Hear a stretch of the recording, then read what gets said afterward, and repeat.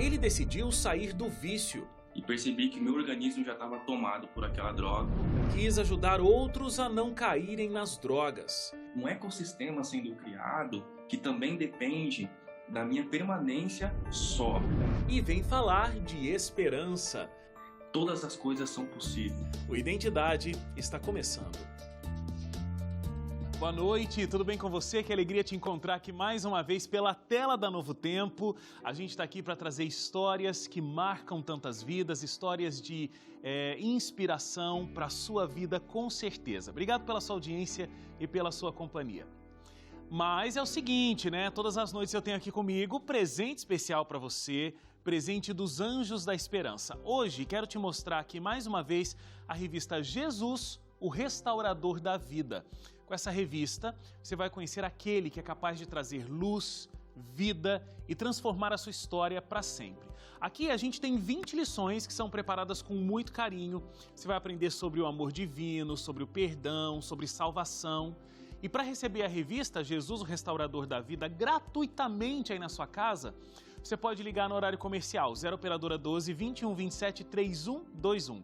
Ou ainda, você pode enviar simplesmente aí um WhatsApp para a gente. 12 98244 0077. Conseguiu anotar? 12 98244 0077. É tão legal porque tem aqui os artigos, né, na revista, mas também, deixa eu mostrar aqui, ó, um detalhe da capa, tem um QR Code. Então aqui, ó, tá vendo? Você aponta a câmera do seu celular para essa imagem aqui e aí você vai ter vídeos exclusivos do pastor Luiz Gonçalves falando sobre Jesus, o Restaurador da Vida. Então liga aí no horário comercial, manda um WhatsApp, entre em contato com a gente, porque de uma forma muito simples e muito rápida, essa revista é sua, sem custo nenhum, como eu disse, presente dos Anjos da Esperança para você, tá bom? Minha conversa de hoje é com o Alex Santos, ele é mais conhecido como Lê Maestro. Ele faz um trabalho muito bonito em escolas de comunidades em São Paulo, inspirando crianças e adolescentes a não seguir o caminho que ele escolheu quando tinha 16 anos. O Lê Maestro cresceu em um lar conturbado. Ele via os policiais chegando no quintal onde brincava para buscar os tios dele, que eram ladrões de banco. Ainda bastante jovem, acabou seguindo maus exemplos e experimentou a cocaína. O vício o perseguiu por alguns anos, até ele parar em uma clínica de reabilitação e lá decidir mudar não só a própria vida, mas a de outras pessoas também. Lê Maestro se tornou o cofundador do projeto Gerando Falcões, uma organização de desenvolvimento social que busca transformar a pobreza da favela. Quer saber como tudo isso aconteceu? Então não saia daí, porque ele vai estar comigo daqui 30 segundos. Até já!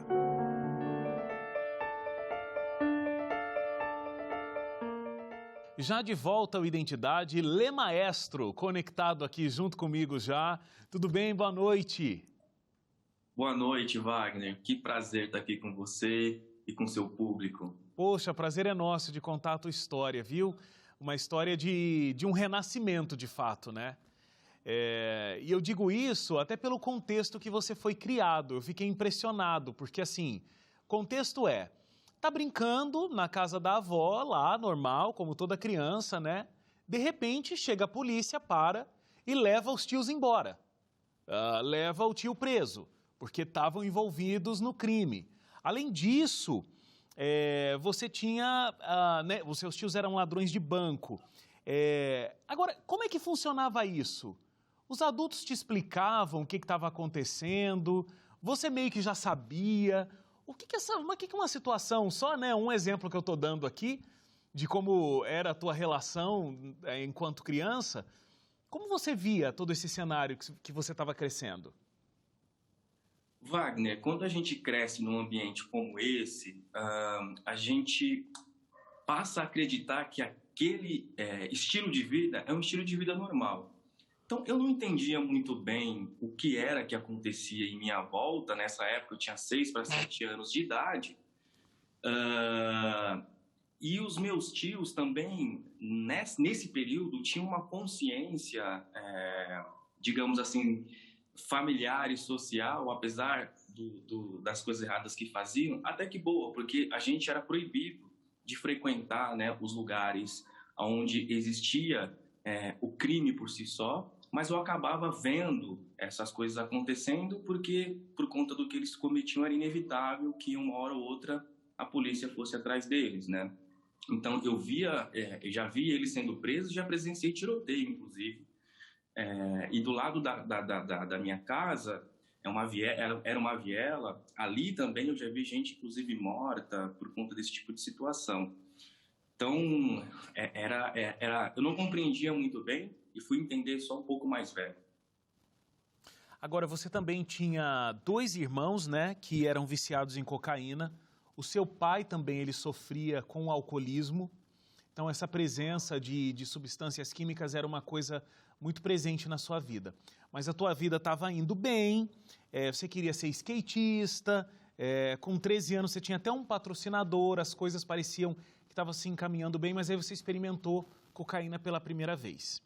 Qual foi o efeito desse processo de você ter experimentado as drogas? Então, a cocaína, ela tem, como outras drogas, né, um poder de penetrar suas emoções. Então, quando eu usei a droga pela primeira vez, eu, de cara, me tornei um dependente emocional.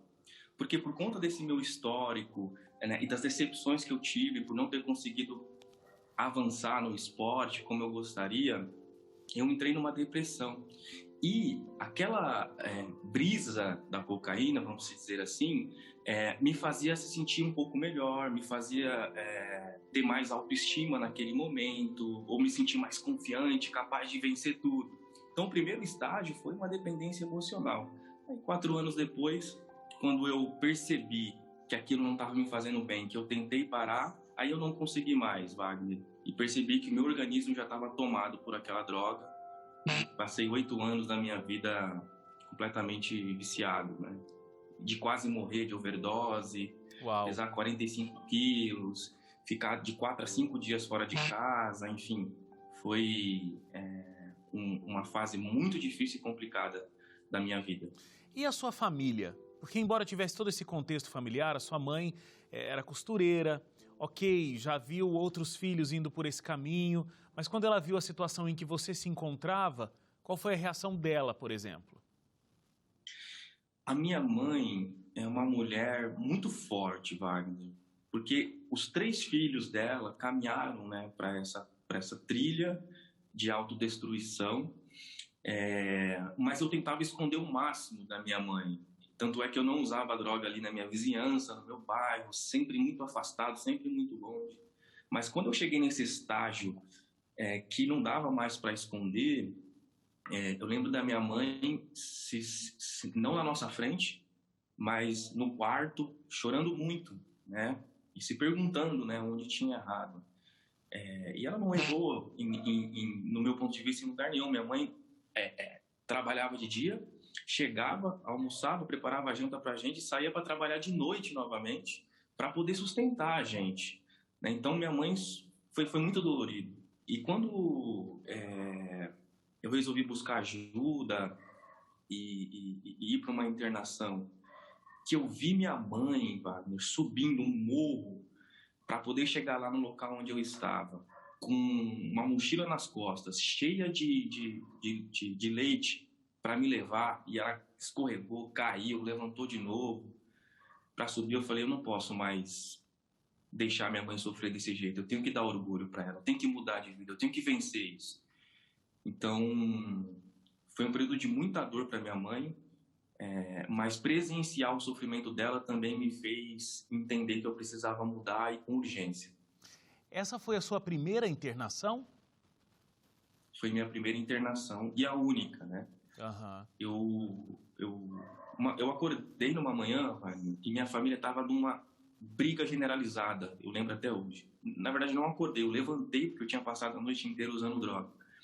E naquele dia eu entrei no banheiro e me olhei no espelho e foi como se uma venda tivesse caído dos meus olhos, porque pela primeira vez eu consegui me enxergar realmente como eu estava. Eu consegui enxergar o meu rosto magro, os meus olhos fundos, a tristeza assim no fundo dos meus olhos, e vendo minha mãe sofrendo ali por conta de outras situações. E eu lembro que 2 semanas antes eu passava também chegando em casa de madrugada por conta, enfim, do vício, e um amigo da igreja, inclusive, pôs a mão no meu ombro e disse: olha, quando você quiser conversar, você vem aqui em casa. Nessa manhã que eu estava na frente do espelho, eu lembrei dessa pessoa e eu saí direto para a casa dele. E foi ali que eu contei o que eu estava passando, vivendo, e ele, enfim, me recomendou então que eu fosse para uma clínica de recuperação, e eu fui. E como foi o teu processo curativo lá dentro dessa clínica? Acho que o primeiro fato é isso, né? Você olhar para a sua vida e falar: eu preciso mudar, eu preciso que seja diferente. E, de fato, o teu processo lá na clínica foi bastante efetivo, né? Porque você saiu de lá e realmente curado. Mas como foi o teu processo curativo ali dentro? O que fez diferença? Bom, sem dúvida nenhuma, isso que você trouxe, né? A vontade de querer mudar é fundamental, né? Então, mesmo sem eu ter tanta conhecimento técnico sobre o tema de desenvolvimento de habilidade socioemocional, de autoconhecimento, naquele momento que eu fui para lá, eu estava trabalhando isso. Então, trabalhando autocontrole, trabalhando autorresponsabilidade, de entender que ninguém tinha culpa de eu estar na situação que eu estava, e que eu tinha que assumir a minha responsabilidade e buscar essa mudança. Então, isso foi um processo fundamental. Dentro da clínica também tem muitos trabalhos assim ligados à laboterapia, a você voltar a dar valor a coisas que a droga tirou, né? Quando cheguei lá, que eu tinha que dividir o meu sabonete com as outras pessoas, que eu amanhecia de manhã e não tinha o pão para comer, porque a clínica sobrevivia de doação, e a gente tomava meia xícara de chá de manhã, eu lembrava dos almoços de domingo que minha mãe fazia e que eu não comia porque eu estava sem apetite por conta da droga. Eu comecei a dar valor ao Presto Barba, porque lá eu não tinha para fazer a minha barba. Então, eu tive um processo assim de reconstruir o meu caráter e de dar valor para aquilo que realmente tenho, de voltar a me amar, de realmente passar a amar minha família, minha mãe, para que aquela mudança que eu estava buscando fizesse com que ela vivesse melhor. E teve um processo espiritual também muito importante, né, Mari? A gente não tem como sair de uma situação dessa sem cuidar do corpo, da mente, da alma e do espírito. Então também foi muito importante me reconectar com a fé em Deus para conseguir vencer tudo isso. Eu quero entender como é que foi sair da clínica. Porque ali você estava num ambiente, de certa forma, até protegido. Embora com todas essas carências, né, de coisas ali, de alimentação, próprios, assim, alguns itens de higiene básica, mas você estava protegido. Agora, voltar para a realidade que você tinha antes, né, onde a droga também fazia parte. E eu imagino que o olhar de descrédito das pessoas que pensavam: bom, passou um tempo na clínica, mas viveu aquela vida louca, vai voltar para aquela vida como estava antes. E aí como fica a motivação com as pessoas olhando e desacreditando na mudança. Mas deixa eu fazer um intervalo rápido aqui e a gente volta já contando essa parte da história e todo o projeto social que o Lê Maestro faz, ajudando outras crianças e adolescentes que passam pela mesma história que ele passou. Intervalo rápido e a gente volta já. Tem muitas vidas agora que estão sendo transformadas através da minha história, mas tem um ecossistema sendo criado que também depende da minha permanência sóbrio.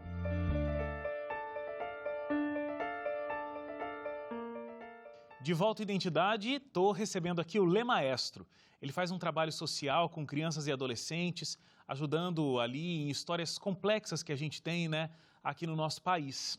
Ele também viveu essa vida bastante complicada, morando numa comunidade e vendo os tios sendo presos, os irmãos usando drogas. Ele queria ser um atleta, mas vários fatores fizeram com que isso não acontecesse e ele também entrou por esse caminho das drogas. Mas descobriu que esse não era o caminho que ele queria seguir para sempre.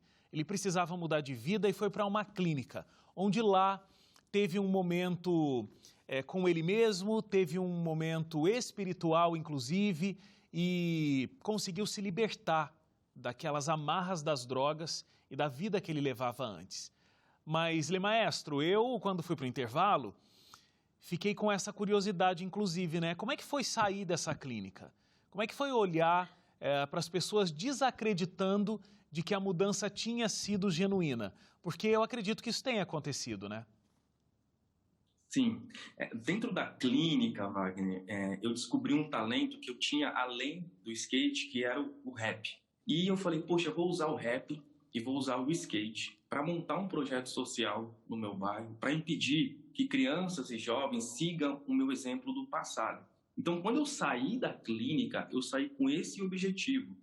Algum tempo depois eu arrumei um emprego, consegui comprar 10 skates junto com um amigo, e logo quando iniciei esse projeto de oficinas numa escola, eu me reconectei de novo com o Edu Lira, que é fundador da Gerando Falcões e que já estava fazendo palestras em escolas, estava prestes a lançar um livro. Então, eu lembro que eu amarrava os skates assim numa corda e levava para a escola. E eu ouvia de algumas pessoas coisas do tipo: daqui um mês ele está nas drogas de novo. Isso aí é fogo de palha. Tá querendo se esconder atrás de um projeto, né, para pagar o passado. Enfim, ouvi um monte de coisas. Foi um período que eu tive que ser muito resiliente, assim. Resiliente porque a gente inicia um projeto social numa comunidade sem nenhum tipo de investimento. Então, como qualquer empreendimento, seja social ou não, é muito difícil você colocar algo de pé. E resiliência de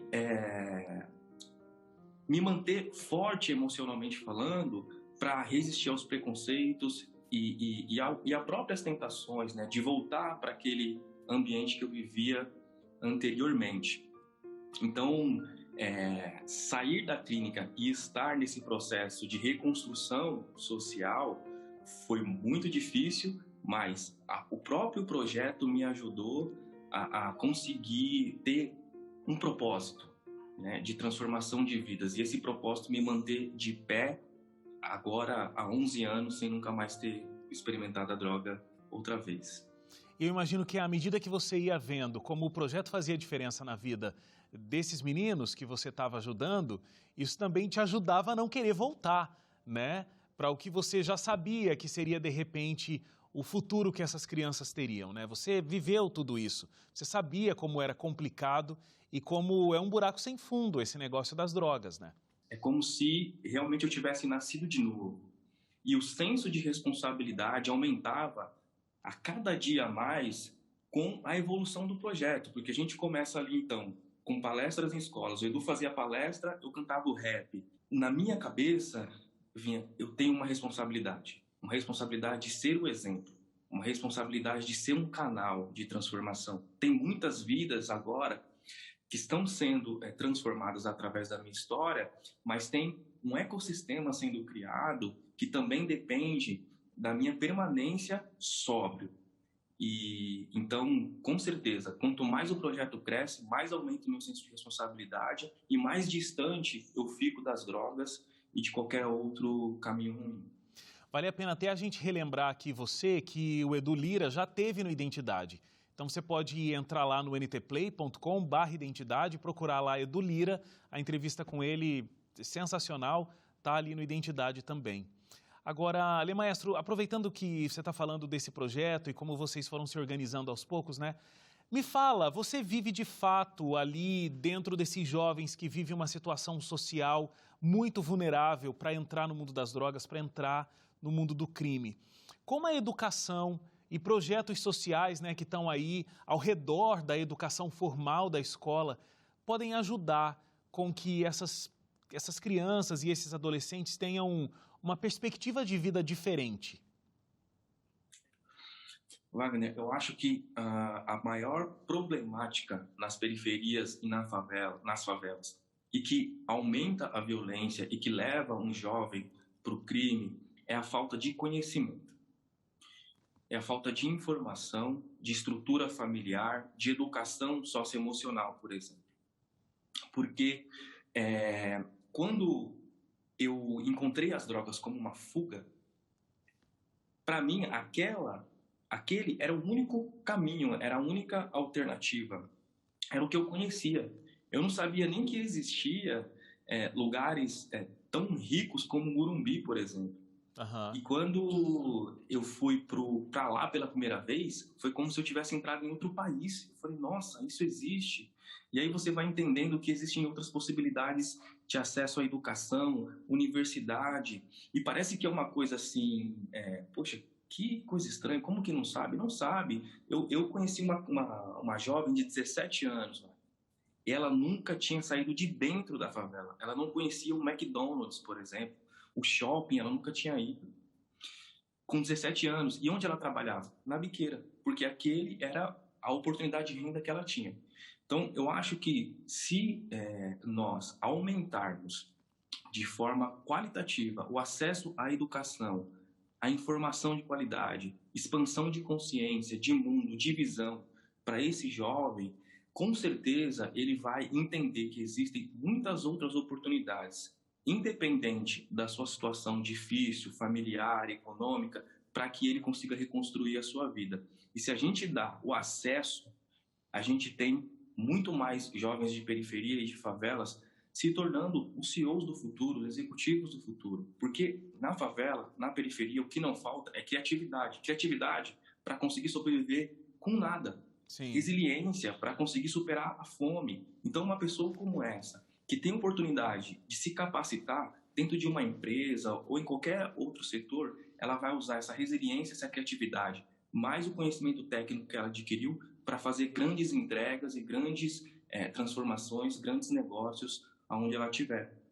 Eu fico olhando para você falando tudo isso e fico pensando aqui que aquela tomada de decisão que você teve de ir para a clínica e que você precisava de uma vida diferente, não só está ajudando a salvar muitas crianças e adolescentes que entram em contato com a tua história, mas realmente te salvou. Talvez você não estivesse vivo conversando comigo hoje aqui se você não tivesse tomado aquela decisão lá no passado.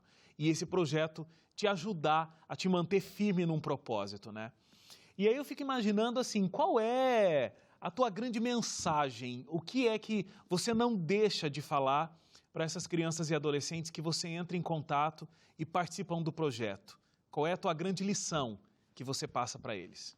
Se uma pessoa como eu, que estava morto praticamente, e o que você falou é verdade, Wagner, não era para eu estar vivo, mas se uma pessoa como eu conseguiu, em 11 anos, reconstruir a minha vida, toda essa trajetória, através da Gerando Falcões, inclusive de ser nomeado pelo Fórum Econômico Mundial como um dos jovens brasileiros que podem mudar o mundo, ser eleito paulistano nota 10 pela Veja, ganhei recentemente o prêmio TOIP, o mesmo prêmio que o Elvis ganhou quando estava vivo, o ex-presidente dos Estados Unidos, John Kennedy, ganhou, eu ganhei aqui no Brasil na categoria líder social. Então, se uma pessoa como eu conseguiu dar a volta por cima, todo mundo pode. Todas as coisas são possíveis. Eu não sou uma pessoa super, mega, hiper inteligente, mais do que outras pessoas, ou menos.